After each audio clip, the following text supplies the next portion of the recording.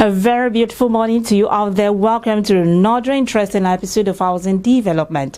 I hope you've had a great week so far. As usual on this program, we'll bring to you updates on the housing and construction sector.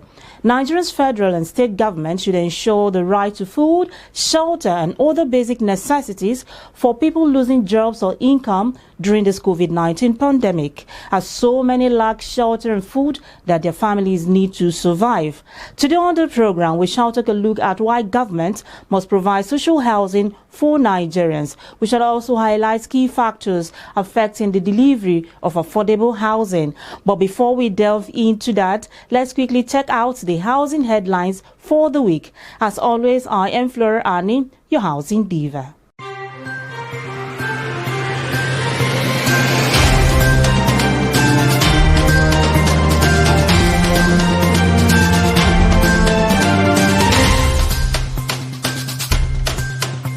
The Housing Development Advocacy Network, HDAN, in collaboration with Platinum Mortgage Bank Limited, has distributed food items to support 250 families in Kabusa and Damagaza communities in Abuja, the Federal Capital Territory. While participating in the distribution of the food items, HDAN President Barrister Festus Adebayo, on behalf of the group, expressed sympathy for the most vulnerable groups in the society, adding that the group, in collaboration with other prominent organizations, will do its bit in providing succor in this time. On his part, the Managing Director of Platinum Mortgage Bank Limited, Engineer Emmanuel Mbaka, highlighted the importance of giving back to the society, adding that the bank is committed to assisting its customers own a home through mortgage. In the same vein, Nigeria's leading housing sector advocacy group, Housing Development Advocacy Network, HDAN, has commended the Central Bank of Nigeria on its intention to create a fund for developers in the real estate sector. The group described the proposed intervention as critical to the development of the housing sector, while also commending the CBN Governor Godwin Emefiele and his team for heeding their long-standing appeals for such intervention. According to HDAN, it is time for unity and strategic action on the part of all stakeholders in order to exploit the CBN's intervention for housing and mortgage sector in a way that the most vulnerable people, including artisans, traders, farmers,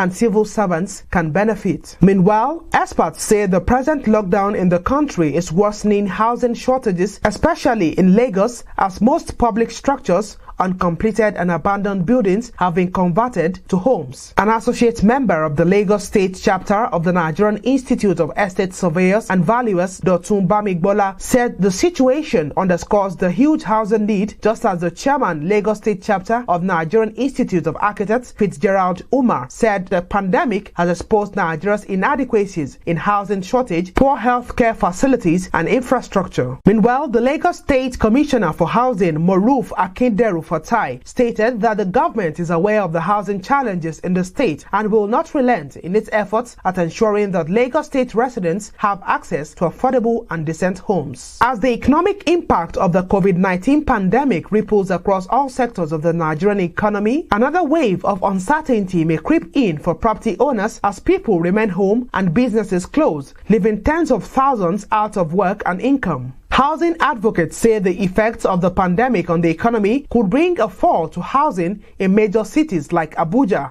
Lagos, Port Harcourt, and Kano, reducing apartment rents that have risen by 50%, as some landlords may lose a significant portion of income to retain some tenants, while others may engage in rent discounting and rent concessions. According to a former president of the International Real Estate Federation in Nigeria, Chief Kola Akomolede, state governments should protect tenants who, due to lack of income caused by the COVID-19 pandemic, are unable to pay their rents when due from eviction. But such protection should not be extended to those tenants who have been habitual rent defaulters before the COVID-19 period. As the federal government intensifies its fight against the coronavirus pandemic, built industry professionals have called for the extension of government-announced palliatives to artisans. According to the President, Nigerian Institute of Estate Surveyors and Valuers, Roland Abonta, artisans are part of the groups most affected by the lockdown and should therefore be included in the palliatives, just as the president of the Architects Registration Council of Nigeria, Sir Dikpo Ajayi, said it is important to include artisans in whatever whatever palliatives government is bringing on board in order to cushion the effects of the lockdown. The experts want the federal and state governments to capture artisans in the palliative to enable them cope with the lockdown, as they believe this would help in addressing the needs of artisans and achieve the objective of the lockdown.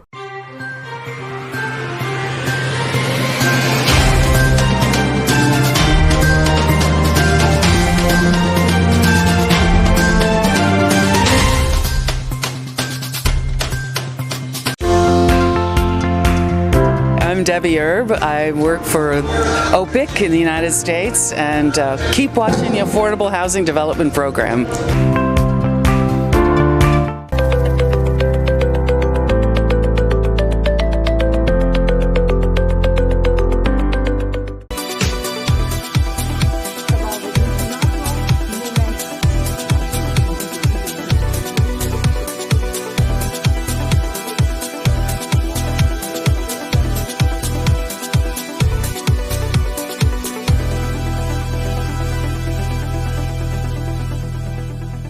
Those were the major stories in housing this week. Do visit www.africanhousingnews.com to get latest news updates in housing.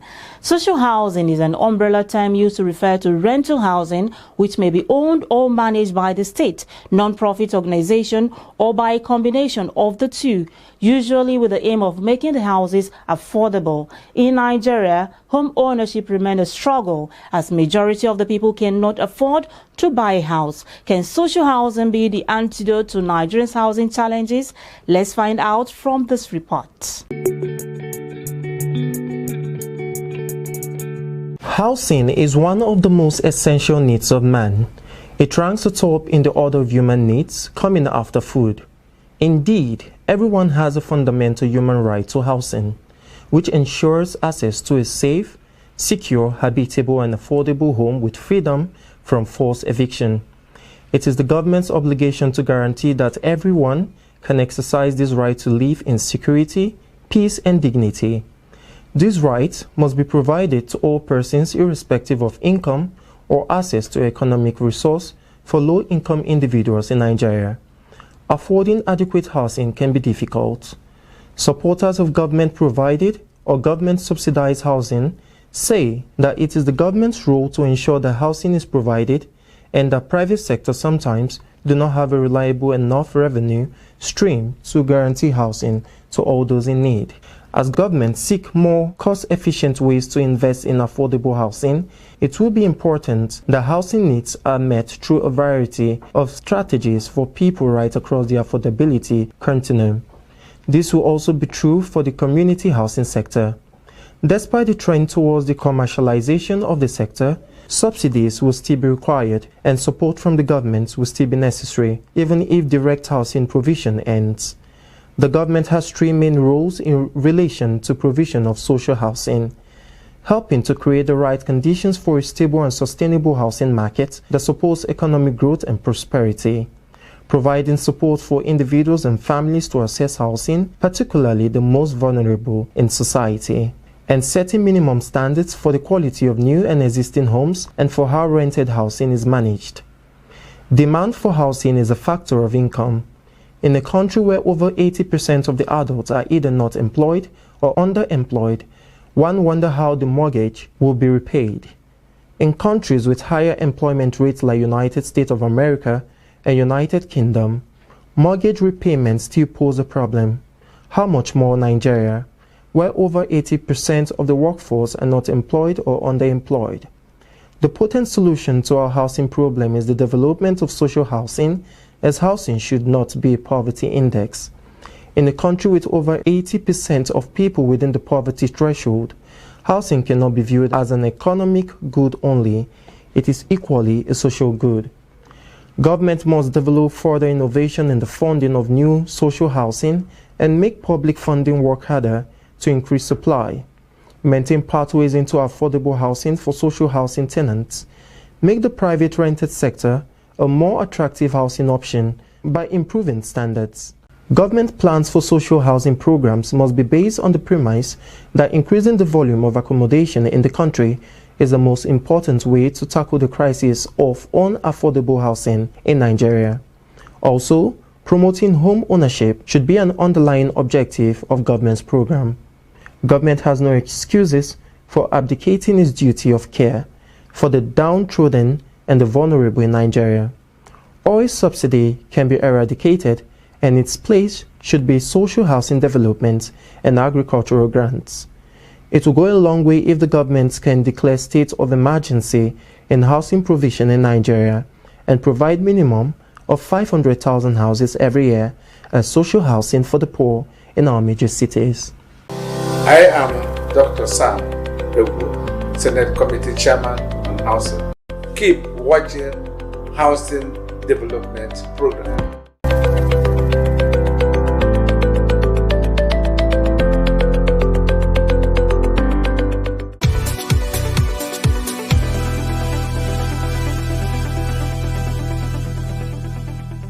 Social housing is workable in Nigeria if every stakeholder involved in the housing business face the realities of time. Let's take a cue from the former governor of Lagos State, Alhaji Lateef Jakande. He built a number of housing estates for the people of the state when in government. And the housing estates really helped to alleviate the sufferings of the people as far as accommodation was concerned. Today, most residents of Jakande estates are grateful for that vision.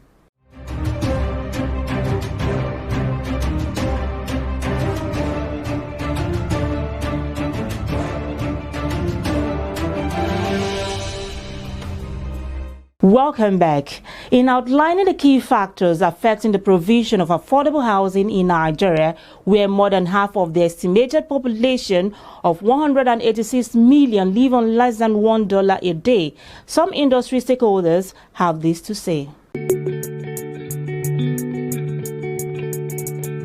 On the issue of credit supply and demand, a lot of work has been done. But see, the reason why credit will not seem to work is if the house price is high. No matter how much credit you make available, people can't afford it. The candid fact is the sweet spot of housing for the vast majority of our people is between 6 million to maximum 15, 20 million naira. Now, if you're going to build a 6 million to 20 million naira house, you have to have source of long-term funding. Otherwise, you cannot.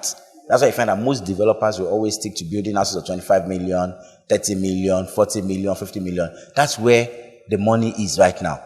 So if you're going to create the larger pool of housing, you create funding for people to be able to afford to buy them. But you also have to create funding that makes building them cheaper. This is a very simple calculation. You see, affordable finance, affordable mortgages will give you affordable houses. It's a very simple calculation. But the synergy on this is that in finance, creation of affordable finance, we have only one window, which was then Federal Mortgage Bank. And the Federal Mortgage Bank gave out finance at 10%. When it gets to the mortgage creation institutions, they create another window for the mortgagee, which will be about 6 plus 3% administrative expenses, plus 1% insurance cost, plus 10% perfection fee. That makes it, unavoidably costly for the end user to get it. We need to define what is affordable. Affordable financing, affordable, homes, or what? So with that definition, we'll be able to identify how to be able to tackle it. Affordable financing, there is a lot of high interest facility in the market, which are beyond the affordability of the common man or the workers or whoever might be the target of those funds. So, like I said, we determine what is the target group for those financing. Same thing, we want to talk about the homes itself. Most of the homes today that are being built are based on commercial rates. The intention of the builders, of the mortgage industries, of mortgage institutions are to make profit. And because they are accessing financing and fund from the commercial banks, it's difficult for them to be able to meet the targets which those homes are meant for, because they have sourced the fund from the commercial bank. So we need to look at interest rate, we need to look at source of financing, we need to look at the participants in the real estate industry. There are too many participants, and many of them are duplicating their roles. You have NMRC, you have Federal Mortgage Bank, you have NHF, you have a lot of participants there. what are their roles? The government needs to be able to streamline them, maybe put them together for collaboration, identify their roles, and then government too itself, like I said, has no role much to play other than facilitating, making the laws, making the rules, and monitoring the effectiveness and implementation and enforcement of those rules. That is what it can do. It can create the enabling environment, but it should not directly provide those products and services to the public. Well, my name is Architect Ahmed Dengiwa, Federal Mortgage Bank MD, and I want all Nigerians to be watching this program.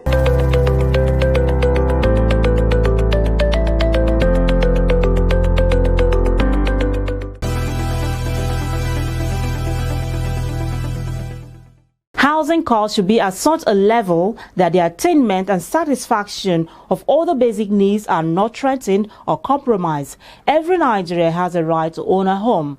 Up next is Voices on the Streets with Raphael.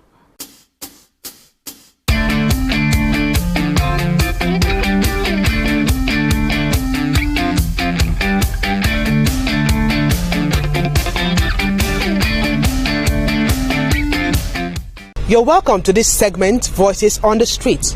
Today we will be knowing the opinion of people concerning the question, which would you prefer? Federal government's 6 months free accommodation or the federal government's 20,000 naira relief package for coronavirus? Come with us, let's hear the opinions. You don't ever see person where they hungry, where toilet they worry am. The person must eat before toilet go worry am. How can government give me, if government give me house for me to stay without the package, just like dumping me in the cell? You keep me in a house, I'm not going to eat the house now. It's better you give me the food and I'll be living under umbrella. There's food for me than for me to go and live in a free house that government will give to me. There's no food, there's nothing for me to eat. It's bad. All of us will have BVN. I believe the first citizen in this country is that those people that are paying tax and fast, and those people that have BVN, they are paying their tax, they are paying their first. They are the first citizens of this country, and I believe these are the people that are even helping government to do things. The government is not doing the right thing. We need it to. We need it to. Because you can't give somebody money without a place of him or high laying his head. You have money, you have a place that when it is night or when you toil for the day, you go there and rest. We need it to. Our government is equal to the task. I prefer food because food can help us. But if you stay at home, like, what will you eat? If you're at home, there is nothing to eat. So it's better we collect food and eat so that we'll be strong. I get my a place where they squat, at least. Then 20,000. May them give me that 20,000 naira. I know that's just for manage. It's not a helping, but we can just manage it. If you want to help somebody, maybe you can write short for them. Give them like 1 million naira or 1 point something million. And this is how far we can go on this week's edition of Voices on the Streets. While some people prefer the 6 months free accommodation of the federal government, others prefer the 20,000 naira relief package for the coronavirus. However, both shelter and financial resources are important for survival of any human being. Now we'll take you back to the studio. My name is Raphael Adewoye.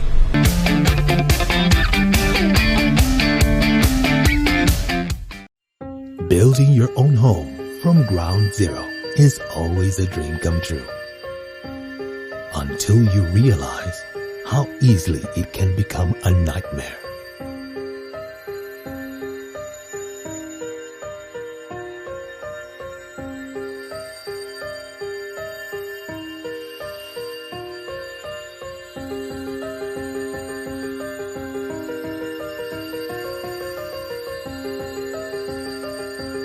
That is why at Octo 5, we ensure your dreams are secure by engaging in the best development practices, providing solutions, making homes more accessible and affordable across the nation. We promote secure and well-managed medium-density gated community. We set you free. Octo 5, freedom to own your home.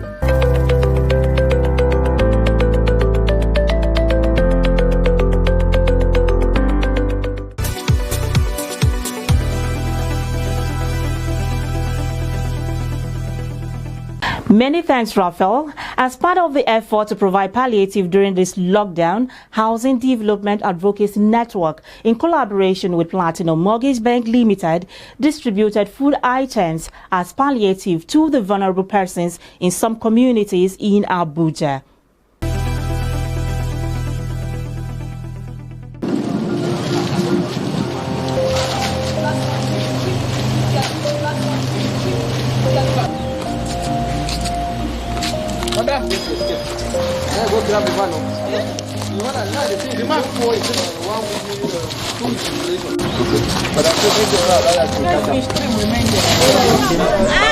This is still Housing Development in collaboration with Platinum Mortgage Bank Limited. We are here at Damagaza community to give our own palliative to the people of this community. So stay tuned as we do the sharing.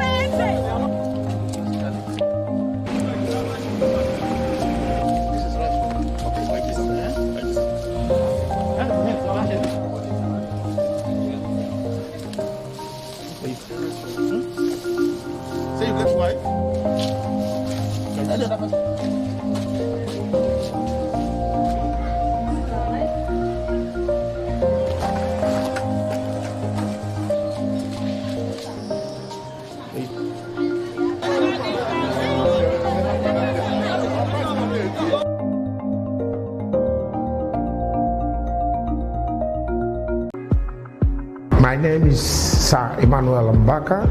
I am the MD Platinum Mortgage Bank. You are watching Housing Development on AIT.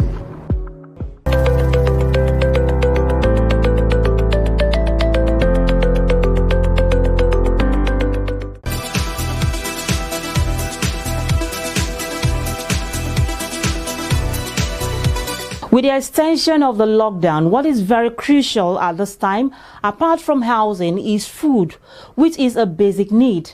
A big thanks to Platinum Mortgage Bank Limited for their support. Urban Shelter Limited is up next. Stay tuned.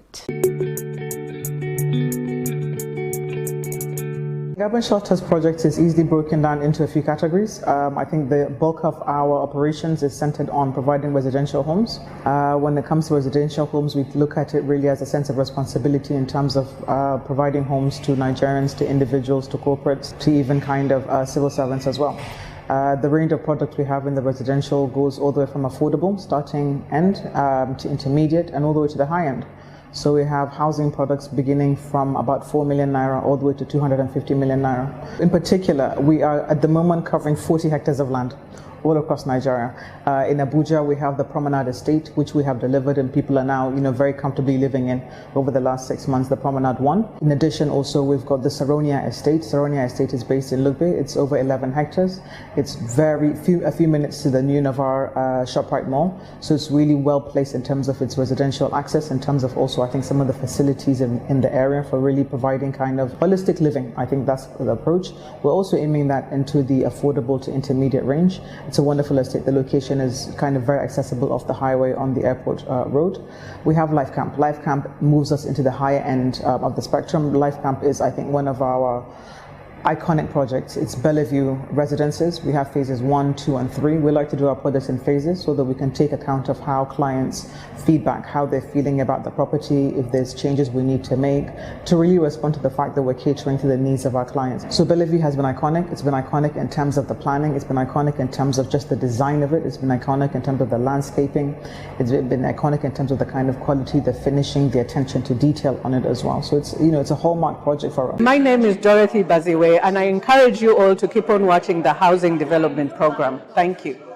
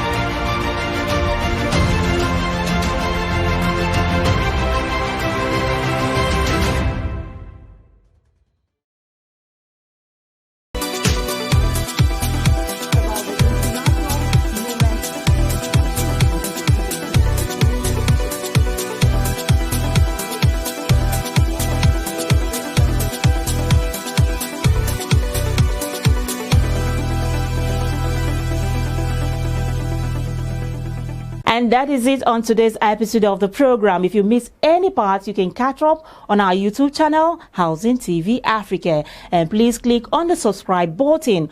Also connect with us on Facebook via Housing Development Program and on Twitter via Housing Program. Like and interact on our posts. Join the conversation. I'll be back here same time next week. Do have a great day ahead. Remember, social distancing and washing of your hands regularly is very important at this time. Do stay safe. I remain Flora Hani, your Housing Diva.